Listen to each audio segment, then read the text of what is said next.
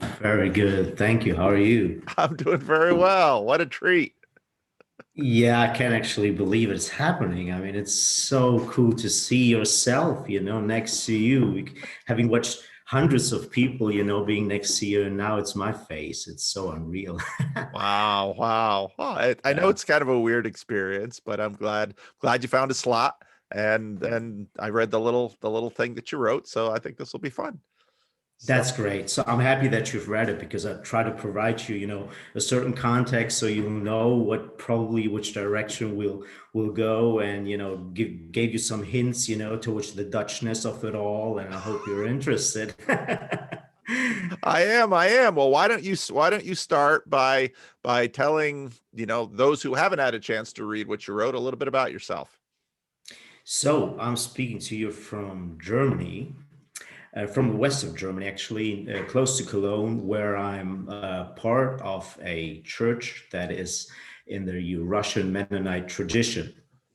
And those Russian Mennonites, they are mostly descendants of Dutch Anabaptists who came over from around the 70s and 80s of the 20th century back to their homeland, basically to Germany, and formed their own congregations here and found their home. You'll find a lot of them also on the West Coast in the United States. I'm sure you're familiar with them as well, right? So sometimes they're Baptists, sometimes they're non-denominational.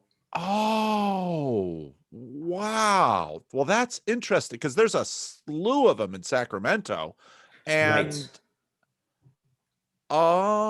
because so after the Cold War, I mean, I didn't move to Sacramento till 97. Then you find all of these Russian evangelicals, and there's a significant number of them around here. Yeah. And it's like, how did that happen? Yeah. So this is Yeah. Yeah. fascinating. Yeah, it is fascinating actually. It's really you'll find them in Canada, you'll find them in even in South America, and in Europe, really mostly in Germany because that's their homeland basically. Where they really long to come to. Some of them, moved to Germany for a couple of years and then moved on to Canada or to the States, but most of them stayed, and especially here in the west of Germany. And the interesting thing about that is that I came to this church as rather an outsider. As I wrote to you, we were part of a Russian Orthodox church since I was a little boy in the Soviet Union, which today would be Kazakhstan. The territory that would be today's Kazakhstan, but when I was born was still the Soviet Union. And remember that, pretty vividly, serving as an altar boy since I was around 4 years of age until I was 7. And when I was 7, we moved to Germany with my parents. I'm an only child, so only the three of us, none of my family, because my father was the one who was the German, you could say, because he was a descendant of Volga Germans, right? The people who came from Germany. Yeah. Uh, yeah, they were recruited by Catherine the Great in, like, I think it was the 18th century, and they moved to Russia. It was the southeastern part of Russia, and lived there. I mean, they colonized the Volga River. They really had their kept their German culture, the language, especially. They were actually great salesmen, from what I heard. And they had their sweet little life, when that was all upended, obviously, by the revolution in 1917, and they were displaced, and most of them, like, in the entire Soviet Union. And that's how my grandfather ended up in the area where basically my father was born and I was born, like in Kazakhstan, so quite far from the region where the Volga Germans were living, right? And from what I know about my grandfather, it's a great, it's a great shame that I didn't get to know him really that much because he died when I was 3 years old. They were culturally Catholics, but they really didn't, had a deep connection to the church or anything. So my father wasn't really a Catholic in that sense, and obviously both my parents went to the Orthodox church that I went to. My parents are both musicians up until today, and so they were singing in a choir, and me as an altar boy. But then we left, right? In 1995, we left, just my parents and I, and it was quite, it was a time of where we, suddenly didn't go to church anymore. I suddenly didn't, serve as an altar boy.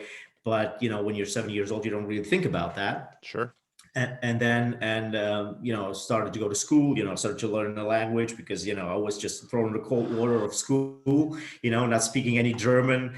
But yeah, I don't know, somehow I just felt drawn to all the Germans, like not to the Russian speaking children. I don't know why, can't explain that to you. So after like 1 year, I was fluent, it was actually a great blessing, looking back. Yeah. And kids learn language very fast. Oh yeah. I mean, it was, I don't know, it's just unreal. You can't explain that, right, as a child. Yeah, So you yeah. just watch other children now. Yeah. And so we had friends in that church that I'm talking about. And my mom had a pretty dramatic experience years later, a spiritual experience where she really, like, it hit her on the head that either she's going to give her life to Jesus, or she's going to, like, it's going to all just be a mess for her and her family. That's what she was saying. And so she became a born-again Christian, in a pretty evangelical understanding, although rooted basically in the tradition of the Mennonite church, which is, socially very conservative. Yeah. They have a way of dressing the church. It's not, for American listeners, it's always very confusing, right? If you hear Mennonite, you think like semi-Amish, Right. right? So it's really, you should, for the listeners, you really should think of, Southern Baptists. Yeah. And those are really the people who we are theologically probably aligned to most. They do some, work here as well, especially Southwestern Baptist Theological Seminary. They have connections here to certain seminaries. And so they do invest in the culture here. And so there is a certain connection, right, across the ocean here. And if you would have asked me, I don't know, 15 years ago, I think at one time I was doing like one of those what theology do you hold, right, tests. Yeah. And I was like 100% Southern Baptist, and that was like now 30, 40 years ago, right? And so I moved forward. I basically followed my mom in that, had friends in the church. I never had a problem with the whole, believing in God thing, right? It was never a question to me. It was, I never wrestled with it. It was rooted in me. The Orthodox Church doesn't talk the same way about God than the evangelicals do, right? So, but it was never a question to me. So making the commitment to Jesus was the thing that I realized as a teenager I needed to do, to be basically, not follow your friends, do the stupid things that you're doing. And so that became basically my foundation, and I went to Australia after doing my high school for a year. Worked there in missions in Sydney. Came back, went to law school. It was quite successful in the beginning. It went great. I found my wife in the church. We got married. We're still married today. 8 years later, actually, and then I had a pretty deep crisis, psychological crisis. And it was all around like 2015, 16, where I just lost it. I just lost all direction that I had. I didn't know where to go. I didn't know what I was doing the law school for. I didn't know what I wanted from life, right? So why I was doing the things I was doing in church. I just, like, it was just such a confusion. My wife from time to time, she tried to address certain subjects, right? Like our family, what plans do we have, what do we want to do, and just couldn't talk about it. Like it was just a breakdown, everything. And my studies went downhill. Anything went downhill. We didn't have kids at that time, and so it was just basically between the two of us, which was looking back on it quite a blessing. Yeah. That you don't have kids and that at that stage of your life. Yeah. And I catch the whole Jordan Peterson thing right from the beginning when the C16 stuff happened, because I was plugged into the conservative commentary from the States, right? So the folks like Andrew Klavan and Shapiro, they jumped onto Peterson quite early, obviously because the conservatives in the States, they have a nose for stuff like that. And it was fascinating because you could see from the very beginning that there was something was building up, right? And Peterson was this very strange guy. I mean, he just didn't fit at all. But it was weird. And it was at the same time I basically had a crisis in not really in my faith. I didn't really struggle, but I saw that there was no point to anything I was doing. And the whole Peterson story was happening just a couple of just some time after I got myself into apologetics.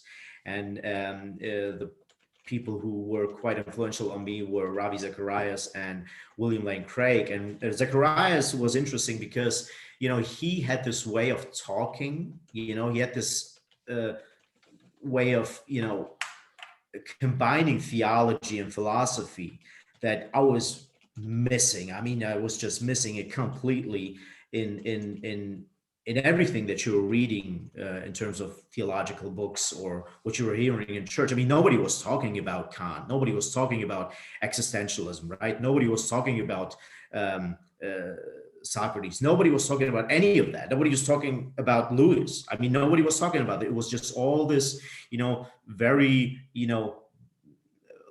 biblical literacy focused theology and nothing else. I mean, basically, so we stopped with Revelation, and anything in spiritual intellectual history that came afterwards was somehow like the worldly stuff.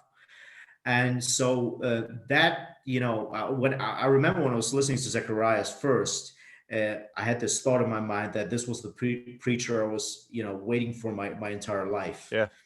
And so when you think about that, when Peterson came along and he started his biblical series, and I was at that stage in my life where I was in that crisis, I just realized that, man, that there is a way of talking for an hour about about just the framework of Genesis, right? The whole introduction to the idea of God for 2.5 hours or whatever.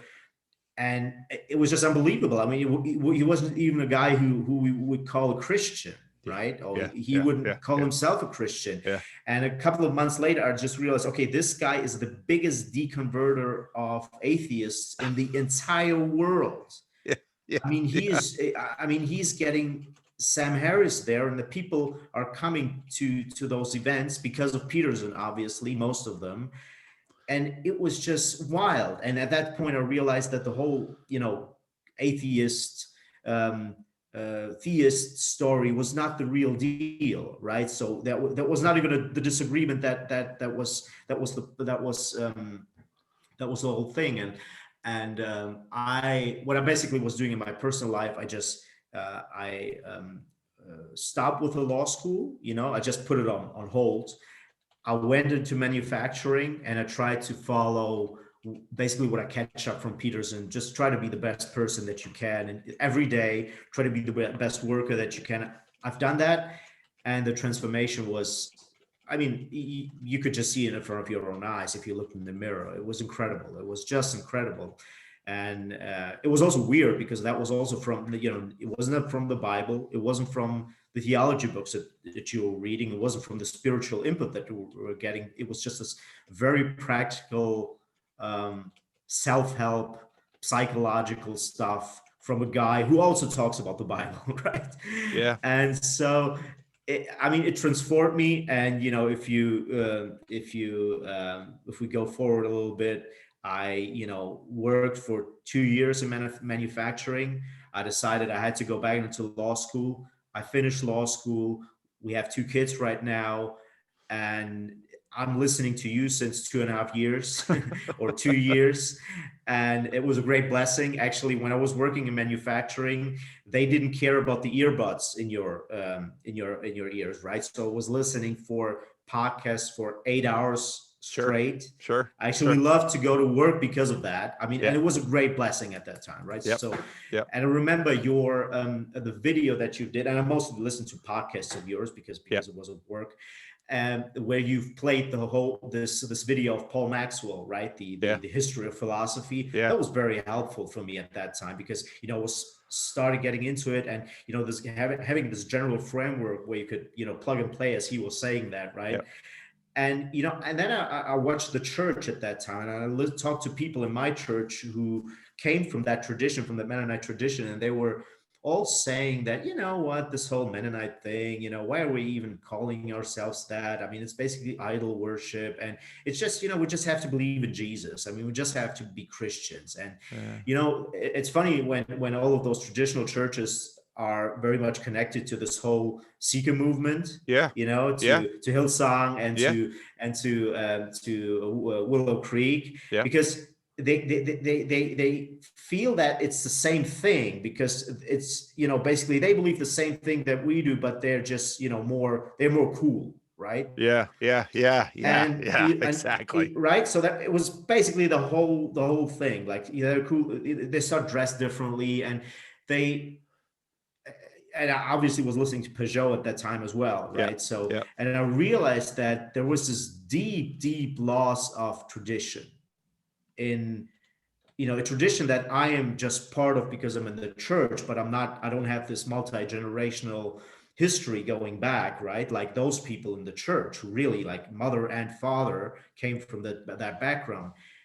And I started to worry about that. And then this whole rift of modernity, and what you were talking about, that modernity coming to an end, really hit me very hard, because I saw basically, as you probably did, the Sika movement basically going down right now, because the offer that they have made to the world in the 70s and 80s was probably, a good try back then, but we now realize that there was just no foundation to it, really.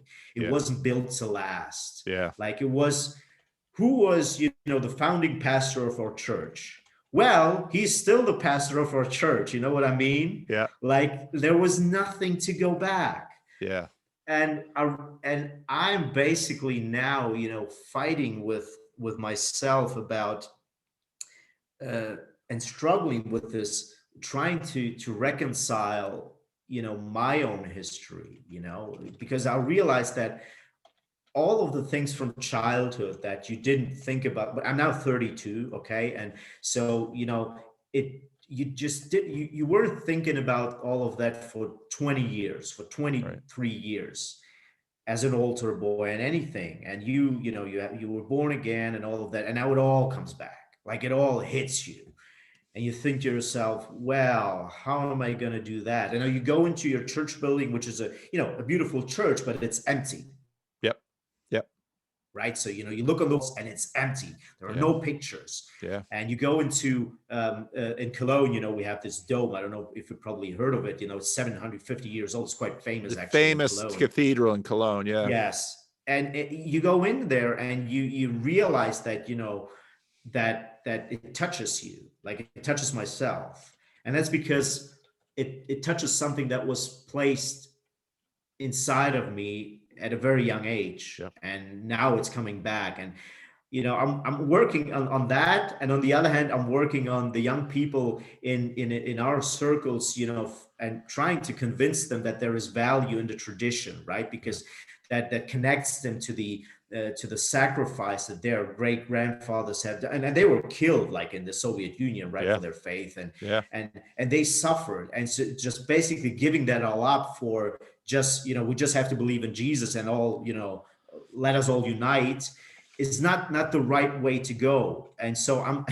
you can probably see the struggle in me, right? So to try to see both of that, and but the struggle is a very different one, right? Because on the other hand, you're trying to keep a post-Reformation tradition alive, and on the other hand, you're struggling with the Reformation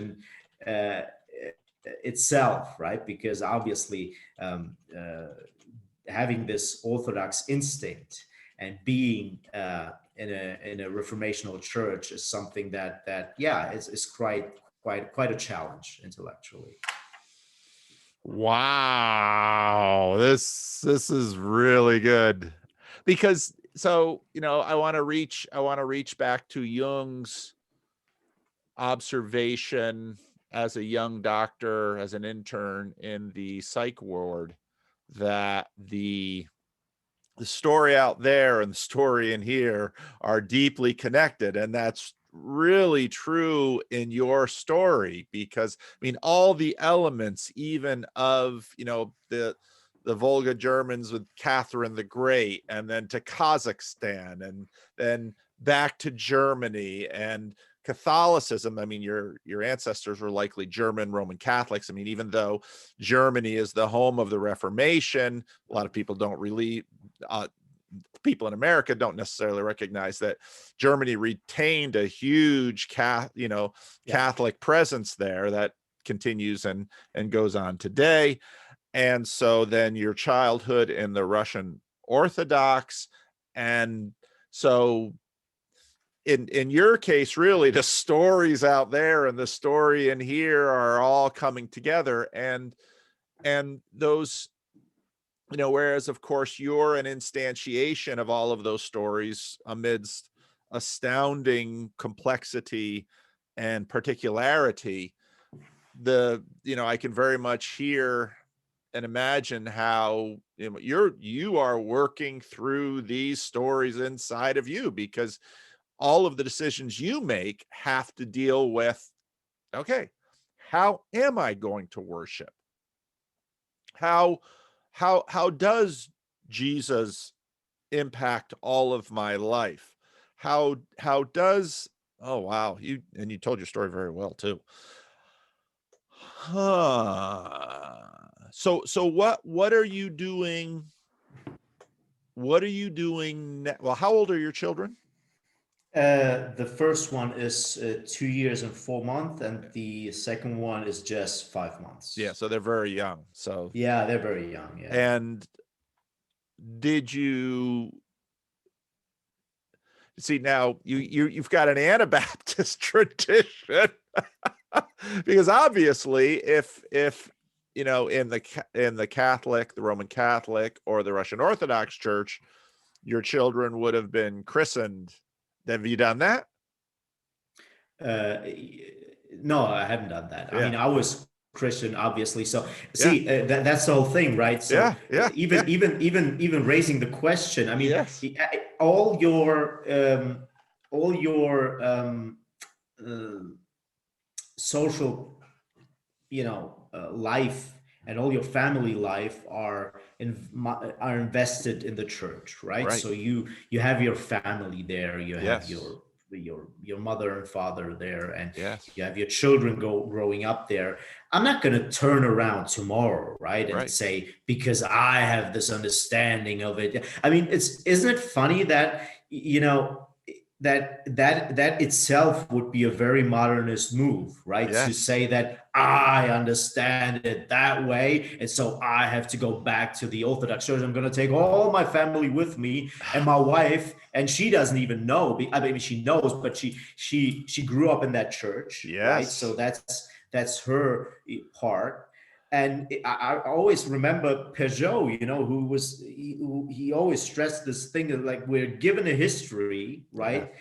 And we have to live in he actually said that in that essay about Peterson, I'm sure you know, right? The one he wrote for the Bishop Barron journal. Yeah. And I love that so much, because he said we have to live in the story. Yeah. And that is deep stuff. Yeah. And that's also very hard, like in my case, right? So I mean, you're so grateful to the people in the church here in the Russian Mennonite church, because that's where you came really to faith, like Yeah. believing in God or not. We've stated that, right? So it's not the real question, right? Yeah. But coming to a relationship with Jesus, as we say, right? Yeah. And really putting your life on that path where everything revolves around the one question, how am I going to live right for God? And Right. also something that Peterson was like stressing in this introduction to the idea of God thing, where he said, well, the question, how we're going to live our life, like Right. everything revolves around that. And so I'm not going to turn around and say that's my story, so I have to go away. But the internal struggle is not going away Right. by declaring that, right? Right. So Right. yeah. No. Uh, I don't know if you saw Sally Joe's conversation with me on Orthodoxy and Protestants, and but this reminds me of that because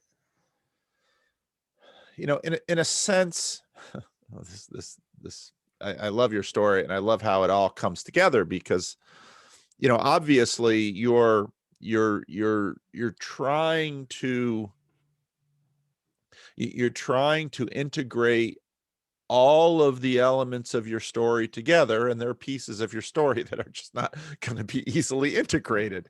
And that was Sally's conversation with me too, that I thought was a deeply moving and honest and open conversation, where she gets to a point. She was very frustrated that the Orthodox church near her had demanded masks and she wasn't having it, and so she plunked herself down on her lawn with her Orthodox study Bible and realized, I'm being a Protestant, and this is, my conversation with Roman Catholics in the United States that are deeply frustrated with what they see as, some of this, who Rod Dreher is. Yeah, sure. Yeah. Yeah. Who are deeply frustrated with the sense of accommodation that they find from their church, because that, of course, was Rod Dreher's story, that they're deeply frustrated with their church and the hierarchy of the church because of a sense of accommodation. But they push back against that. And of course, the hierarchy of the church says, we have a name for you. It's called Protestants. And so it's this ongoing dynamic of, of the church through conflict, trying to struggle forward in faithfulness to Christ. And I think, part of what I saw in Tom Holland's work was, even though he sort of outside of the church and outside of the faith recognized that this ongoing conflict is, Jesus built this into the church, where it's always reforming and always refining and always struggling, and that has this. And sometimes when I read when I read the Gospels and I read Jesus doing something, and of course he's getting some of his biggest pushback from the group that, the group was closest to him, which is the Pharisees in many ways. And all of this pushback, because Jesus will say these, he will heal on the Sabbath, and he will, so this week I'm working on the text where he's going through the field and his disciples on the Sabbath are picking up kernels and eating them. And Jesus, and then the Pharisees complain, and Jesus hits them with David and the showbread. And it's like, Jesus got this thing started. He really did. And so here you are, and you want to be faithful to Jesus, and you've got on one hand Russian Methodists that are your people, and people in the channel are often like, well, when's Paul going to convert to Catholicism or Orthodoxy? Yeah. How long will the beard grow? And I tell them, I'm not leaving. I have no plans to leave the Christian Reformed Church, and I want to see. I want to do what I can within the Christian Reformed Church to see it, obviously reform and revitalize and come into new chapters. But what about John 7, what about Jesus' prayer in John 17, that we would be one? Yeah. And what does that unity look like? And how will that make sense for my particular life? And I just love the way that you told your story, because all the elements are there. And it's deep in, for Americans, it sounds strange, but these things do take time. I mean, the fall of the Iron Curtain and the fall of the Berlin Wall, these, the social and religious ramifications for those huge changes are just, Yes. just coming in. And Yeah. you and your generation embody that change, because, I mean, here I'm talking to you and your English is flawless. And of course, you learned German as a boy, and I'm sure, was it Russian that you were speaking in It the was home? Russian, yeah. And I'm still, That's, still speaking Russian to my parents. Yeah. yeah. And, so, and for me, growing up, the most of the Russians I knew were Jews.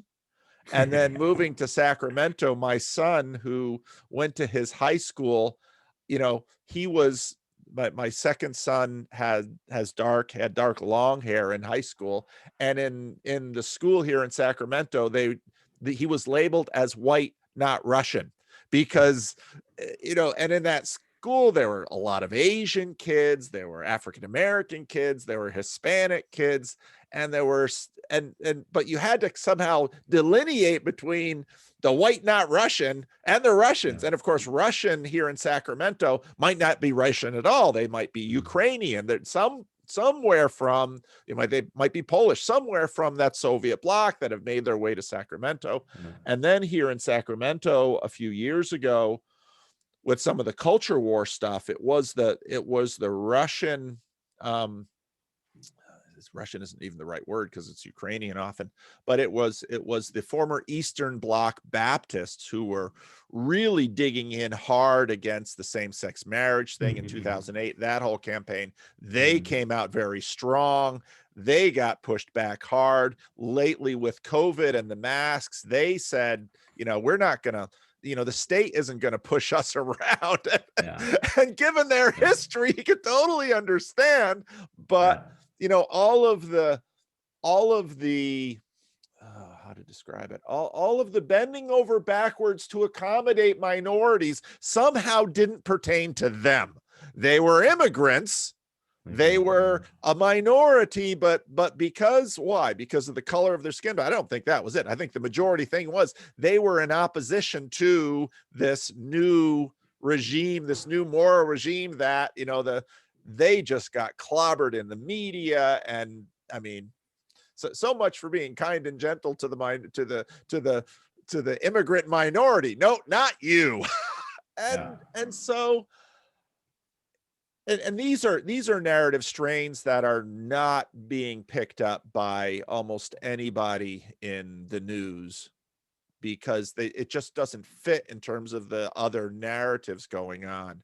But again, as you told your story and as you laid it out, it's dramatic and it's obvious. And you're living in Germany, which has its own, political, social, cultural stuff going on, and that I don't know very well, but with some of the conversations with some of the other Germans that I've had. So, and then to see it all sort of, okay, here you're the father of two very small children.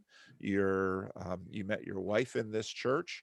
You had a rather significant transition period a few years ago, and it was a transformation in you.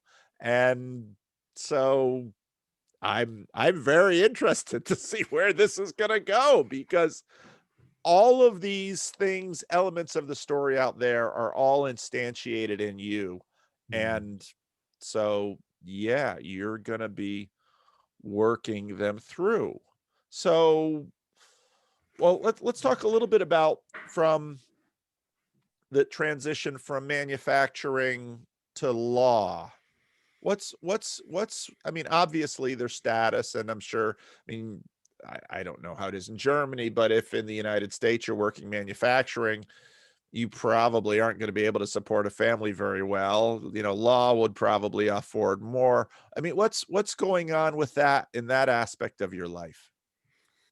That was actually, I'm sure 20 years from now, looking back on that, I'm not even gonna realize how crazy that was, because I really, it was straight from the faculty, from law school, like leaving, the library to the other day, just going to this, into the dirt and oil in the company, because I, was sitting at a lecture, and it was quite at the end of my studies. Like, it was just, I basically had to take a couple of months, just, yeah, over half a year, let's say 10 months, to prepare for the final exam. It's quite extensive and it's quite hard, but it would have taken some time. But as I said, I had no energy, nothing in me, right? There was nothing that was here. Like, I couldn't do anything.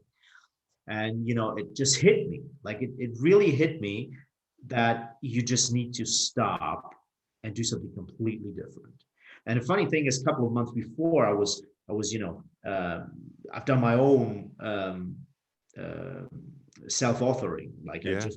I wrote down a terrible scenario, a catastrophic scenario for my life, and I wrote down a positive, a good scenario for my life, and I just left it. Like, I didn't even check it. I just left it on my computer, and somehow that just started it. Like, a couple of months later, I was sitting there. I went to a company, asked them for a job. I said, "Oh, well, I could do shifts. I don't care. I do whatever you want me. I just want to work. I just want to feel that somebody needs my work.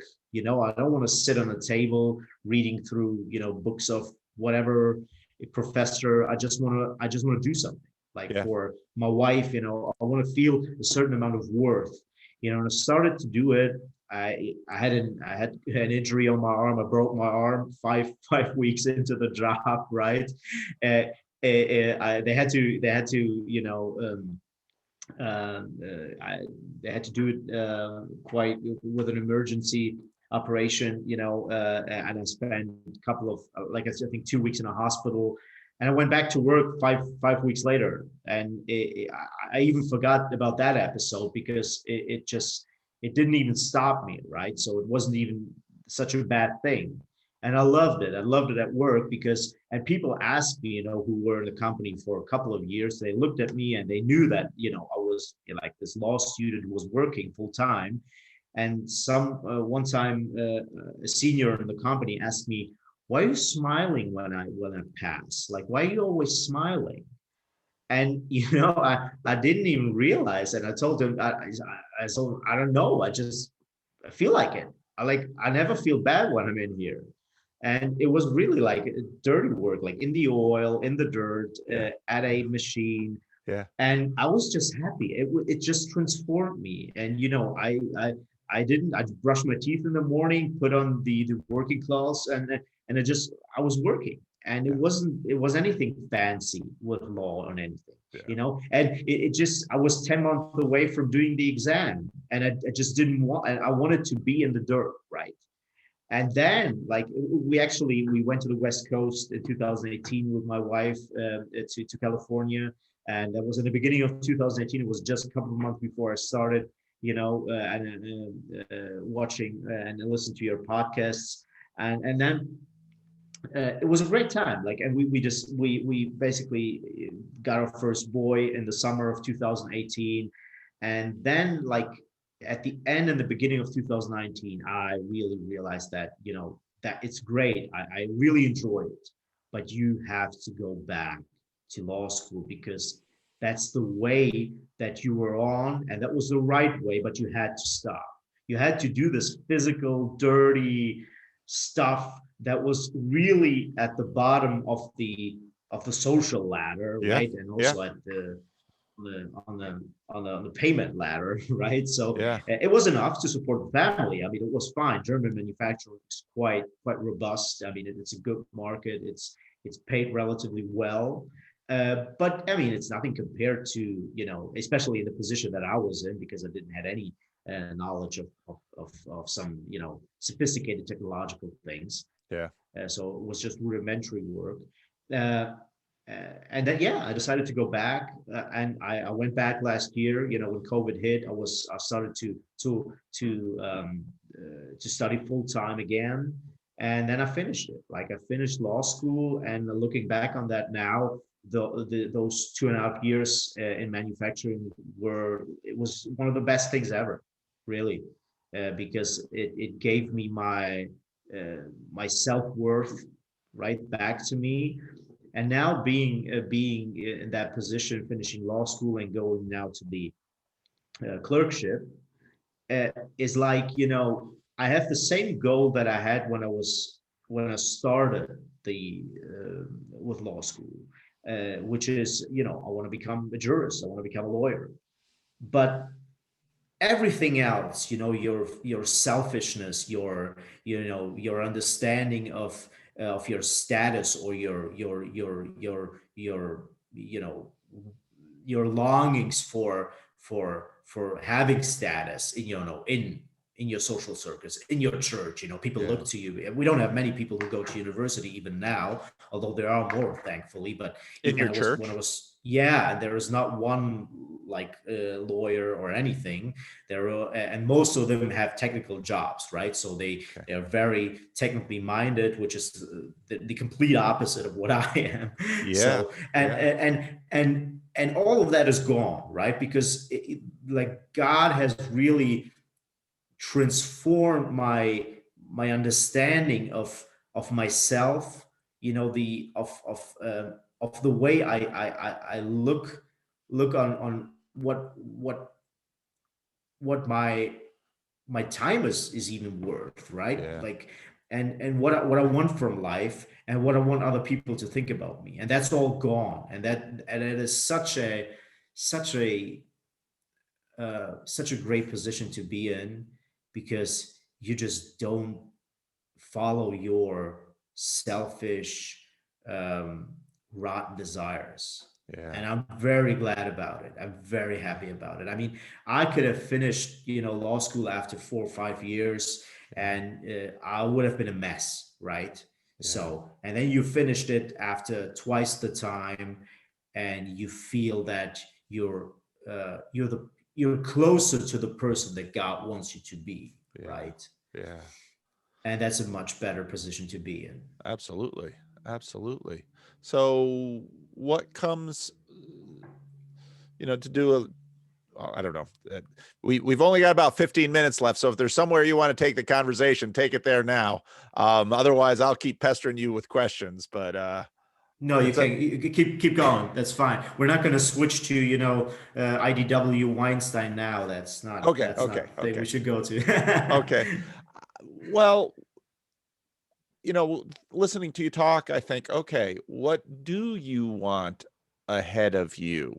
What do you want to do in your life? Now you've got some accomplishments behind you. You found a wife, you have a faith, you have a couple of children, you've completed, some education, you're on a track. And obviously, life takes surprising turns. It always does, and that better than most because yours already has. So what are some of your dreams? Where do you want to what do you want to do? Where do you want to go? It's funny now, when you have your exam, and when you have your diploma in your hands, right? Your mind starts to go to different places, and Yeah. they're very superficial. It's very interesting. It's, first of all, you think that, oh well, I thought I would be more happy about that Yeah. I'm now, right? So Yeah. it's funny. And then you think to yourself, wow, now I'll probably have a job where I can afford a house, Yeah. right? Yeah. And I can afford a bigger car when we get a third child, hopefully, and Yeah. all of that. And then I could even buy a house for for vacation in Ireland, the country that I love so much with my wife. Like, and then you think to yourself, what is that all about? Like, what thoughts are that's ridiculous. I mean, that is so stupid, because even if you have none of that, you're going to survive, you're going to be happy, and that's not what it's about. So, I really, probably the more personally, I wish to have an even bigger family, right? So because I'm an only child, right, I want to have more kids. I mean, that's for sure. Really, like, I'm not gonna be able to do it like under 3. It's like, as an only child and my wife having a family of 6, seeing the contrast Yes. is dramatic. It's Yes. dramatic. And my parents, they are happy of having 2 grandsons, right? So they have Yes. only 1 son and having 2 Yeah. grandsons, and I see their happiness, and that's a beautiful thing, and I see the value of that, and I really like looking to my older son, seeing him, starting talking, starting understanding all of the stuff around him.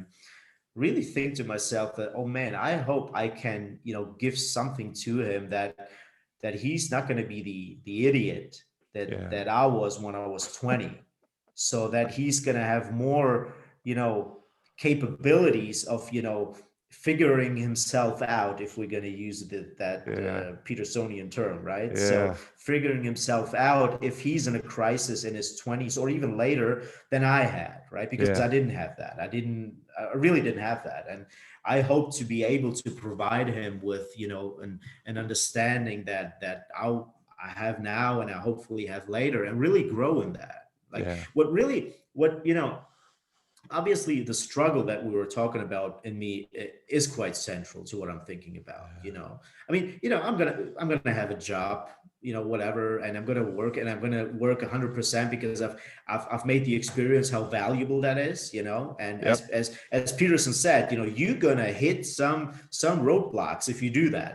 I mean, it's not gonna be like, oh, okay, I'm doing my best. There are gonna be people who are gonna be angry about that, and I've realized that in the company, there is this race to the bottom. Hey, please don't work so fast, because that's going to shine a bad light on us, and all of that.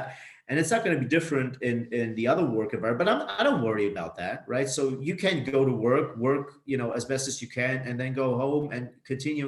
I don't worry about that, but I do somehow worry. I don't know if that's the right word, but somehow it's interesting, and it's frightening to think about the fact that you also stressed on, that we cannot unlearn what we have learned. Right?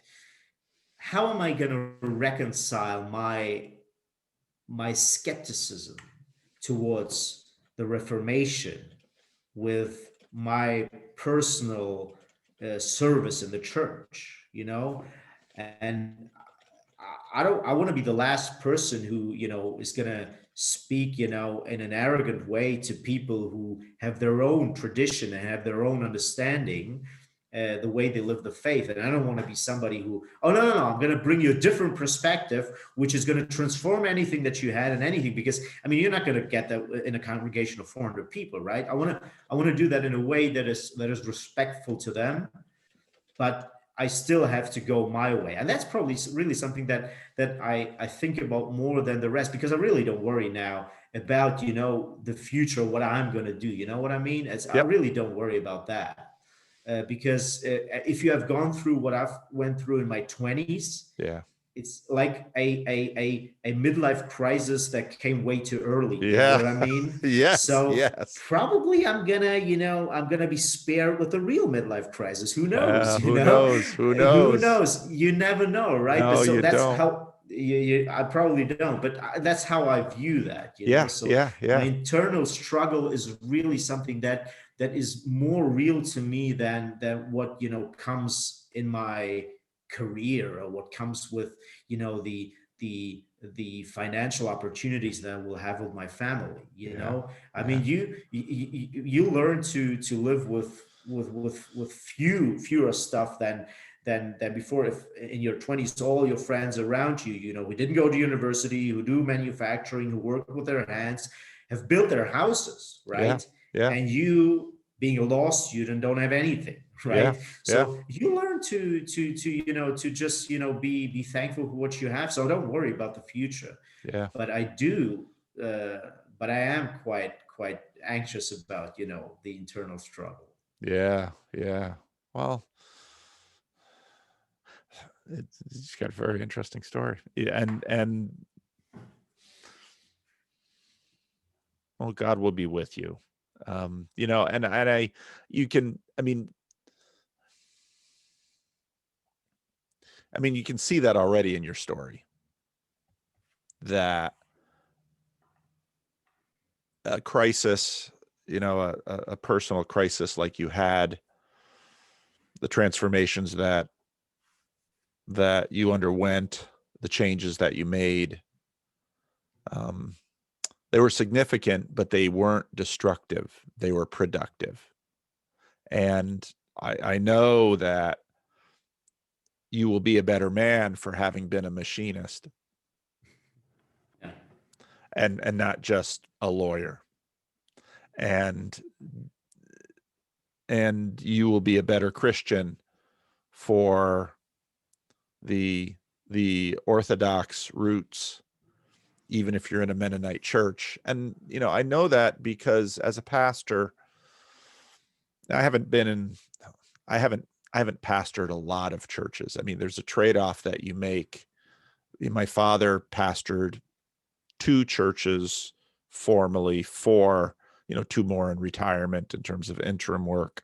But you do get around as in a denomination, and you do get to visit with other churches and get a look into other churches, usually when there's something going on. But you do notice that it's the people in church that have had experience in other traditions are really valuable to those churches, because we have this one in the many thing with, and it isn't, we focus on the Protestant Reformation, but that was one. The church has been having these split offs and healings and split offs and healings all the way from the beginning with the Judaizers and the Apostle Paul. It's been you can just, if you just walk through church history, you just see this continual process.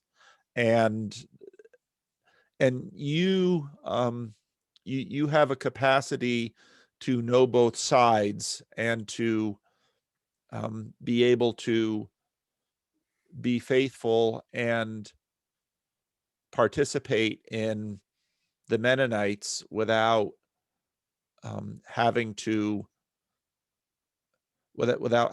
despise the other traditions. That's really important and powerful in this. And that sort of integration, which is in your own heart and life, will be really important moving forward as your children begin to develop their faith. And who knows what they will find. It's very difficult for us to imagine what life will be like 10 or 15 years from now.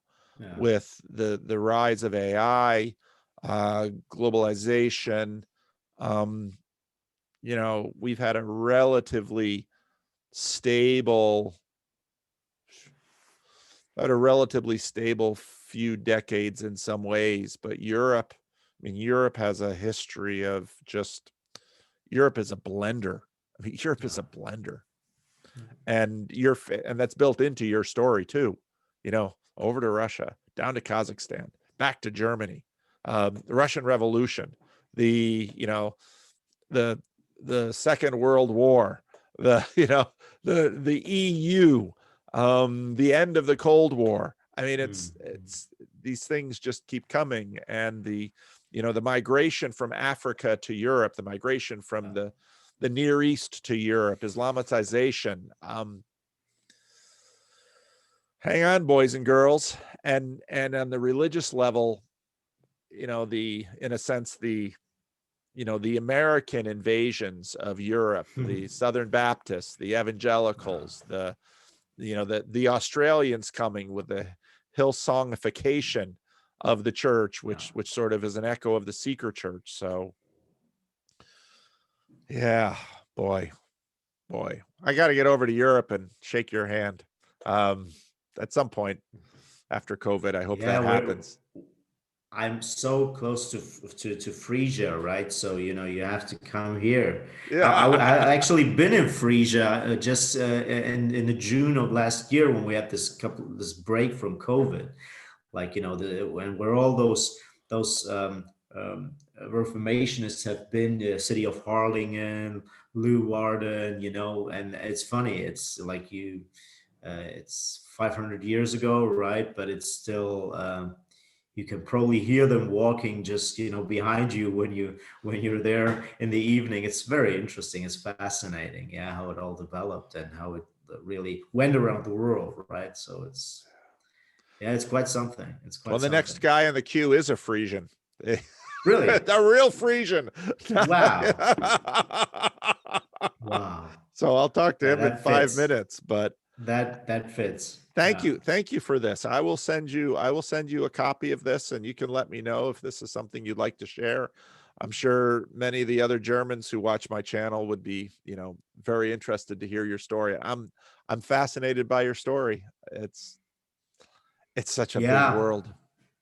Yeah, no, I'm happy that it somehow came together in the beginning when I was telling it, right? So because you never know how you go, like if you don't have it scripted. So I'm happy, probably the next time we talk one day we probably get more into the deeper stuff. But getting an understanding, the whole framework of your personality is, in Yeah. my case, is probably takes some time, right? Yeah, it does. It Yeah, does. but I'm so happy it came together and we could talk, and it's really a pleasure, Paul, and Me too, I Igor. really enjoy listening to you, and yeah, I hope we can probably in some time repeat it and then go deeper. That sounds good to me. Thank you, That's Igor. great. Take Have a care. good day, Paul. Bye bye. Okay, bye-bye.